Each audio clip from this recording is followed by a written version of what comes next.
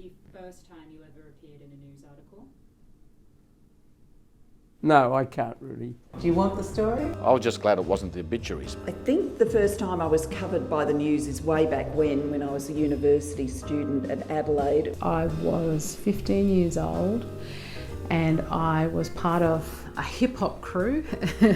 The first time I can really remember being in a newspaper as a story was 1967. I think in the early days of Anaconda Nickel, back then, there were very few supporters. When I won the Sydney Morning Herald and Sun Herald's fashion contest to find the best dressed woman at the races at Randwick. That would have been fine, except at the time I was women's editor of the Daily and Sunday Telegraphs, their rivals. That did not lead me to conclude I was a person of influence. The first time I was written about, I went over to see what this woman wanted, and she said she was from the Millinery Manufacturers Association and would I like to enter the Sydney Morning Herald's fashion contest. And of course now, you have Fortescue, you have the success of Murrin.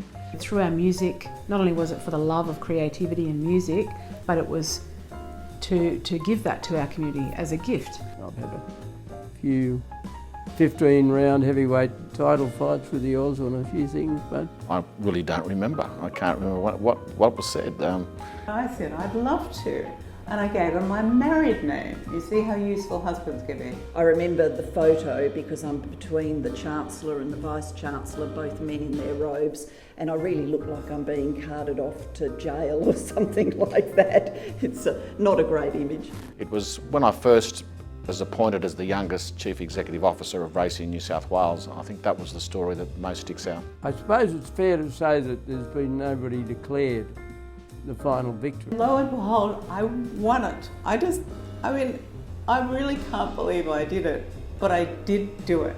The Australian was vindicated from those early days. We were called Flava 4.